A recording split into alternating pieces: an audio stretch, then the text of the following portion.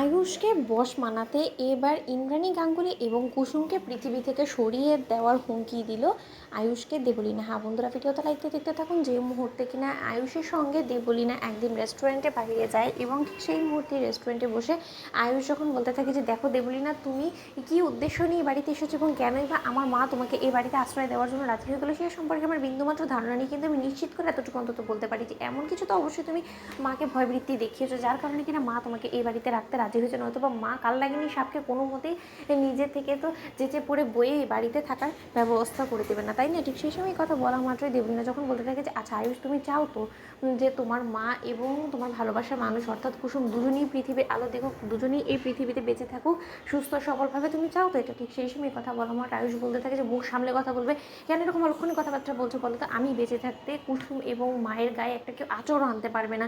ঠিক সেই সময় দেবলীনা বলতে থাকে যে আচ্ছা শান্ত হো, শান্ত হয়ে এরকম হাইপার হয়ে যাচ্ছ কেন বলো তো? কে বলেছে যে ওদের গায়ে আঁচড় দেবে বলো তো?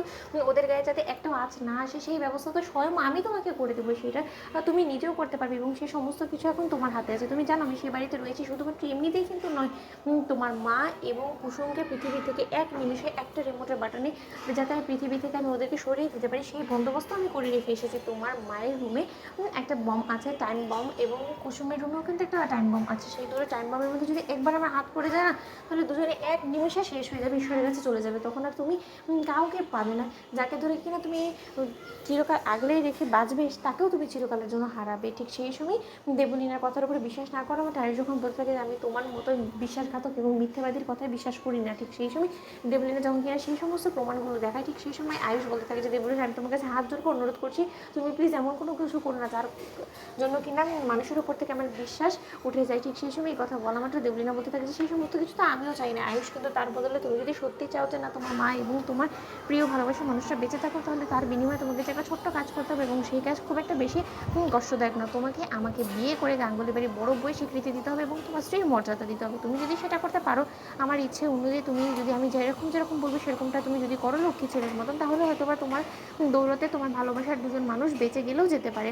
আমি তোমাকে এতটুকু অন্তত নিশ্চিত করে বলতে পারি। নয়তো তুমি তো খুব ভালো করে জানো যে দেবলীনা যদি একবার চটে যায়, যেরকম করে কিনা রাতুলকে আমি নিজ হাতে খুন করেছি শ্যুট করে, ঠিক সেইভাবেই কিন্তু আমি কুসুমকে শ্যুট করে এবং তোমার মাকেও শ্যুট করে পৃথিবী থেকে সরিয়ে দিতে পারবো। এবার বাকিটা চয়েসে ছিল। ঠিক সেই সময় কথা বলা মাত্র আয়ুষ বলতে থাকে যে আজ যদি তোমাকে আমি বিয়ে করতে রাজি না হই, শোনো, যখন কিনা আমি তোমাকে বিয়ে করার কথা বলবো না, তখন স্বয়ং মা নিজেই আমাদের এই বিয়ের প্রস্তাবটাকে নাকচ করে দেবে। তুমি সেটা বুঝতে পারছো না? তুমি এতটা নির্লজ্জ বেহায়া হও কী করে? তুমি যেখানে কিনা আমার ছোটো ভাইয়ের বউ হওয়ার কথা ছিল, তোমার সেই জায়গায় তুমি আমার বউ হয়ে গাঙ্গুলি বাড়িতে ঢুকতে চাই, তোমার লজ্জা করছে না দেবলীনা? ঠিক সেই সময় দেবলীনা বলতে থাকে যে প্রথমেও তো আমার মূলত টার্গেট তুমিই ছিলে, এখনও তুমিই আছো। তো বন্ধুরা লাইক শেয়ার করে সাবস্ক্রাইব করো।